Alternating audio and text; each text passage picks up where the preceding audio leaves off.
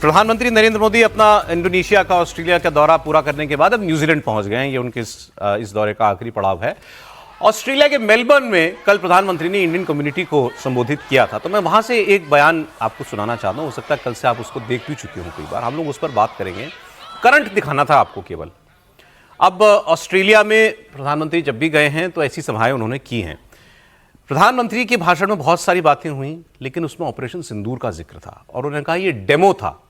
उन्होंने कहा कि डेमो तो आपने देखा होगा, और वो गूंज पूरी दुनिया में जो है उस डेमो की सुनाई दी थी। सर, मैं ये बयान इसलिए सुना रहा हूं, खबर नहीं क्योंकि कल की बात है ये, लेकिन आप उस जो रिस्पॉन्स आया ना पब्लिक का, उससे वहां जो ऑस्ट्रेलिया के लोग बैठे हुए थे, सरकार के और वहां के लोकल प्रशासन के, वो हैरान थे। उनके रिएक्शंस देखने वाले देखे कि ये क्या हुआ। अचानक से मोदी के बोलते ही कहां से स्पीकर बजने लगे, इतनी जोर जोर से आवाज आने लगी।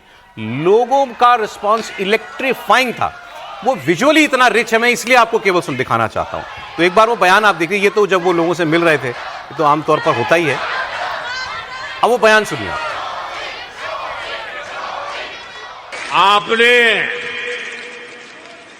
आपने ऑपरेशन सिंदूर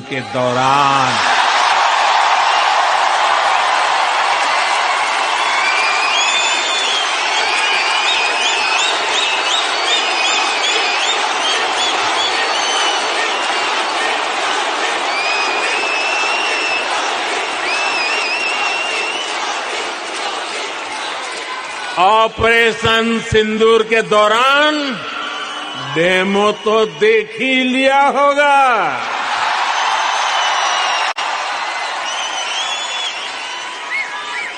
धमाके आतंकियों के अड्डों पर हो रहे थे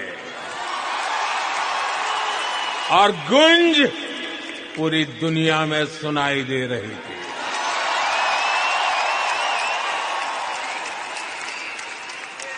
टेरर कैंप पर इस करारे प्रहार से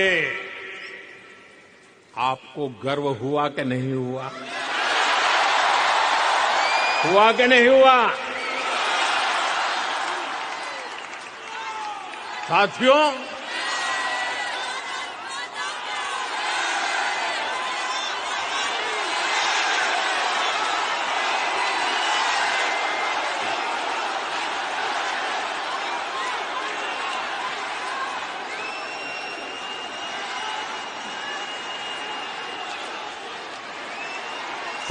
भारत इतने पर ही रुकना नहीं चाहता।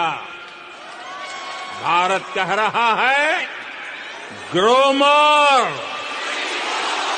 Grow more. ये देखा मैंने 12 साल हो गए प्रधानमंत्री को, नरेंद्र मोदी को प्रधानमंत्री बने। 12 साल के बाद ये करंट है। अगर लोगों में वो आदमी बात कर रहा है 30,000 लोगों से, वो ग्रो मोर जो नारा लगा है, मुझे गूगल करना पड़ा कि लोग पब्लिक ने बोला क्या, मुझे नहीं मालूम। मैं दिन रात यही काम करता हूं। ग्रो मोर, वहां से वो कह रहे थे अचीव मोर। 30,000 लोग साथ में जो है नारा पूरा कंप्लीट कर रहे हैं। तो फिर लोग पूछते हैं कि कैसे जीतते हैं मोदी भारत के अंदर। ये तो वोटर भी नहीं है।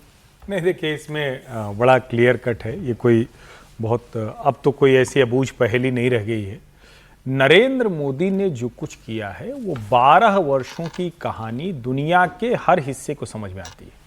विशेष करके जो साल में एक बार, 2 साल में एक बार, 3 साल में एक बार, या वो बात ही करता रह जाता था, आ नहीं पाता था, उसको पता है कि भारत कैसे बने।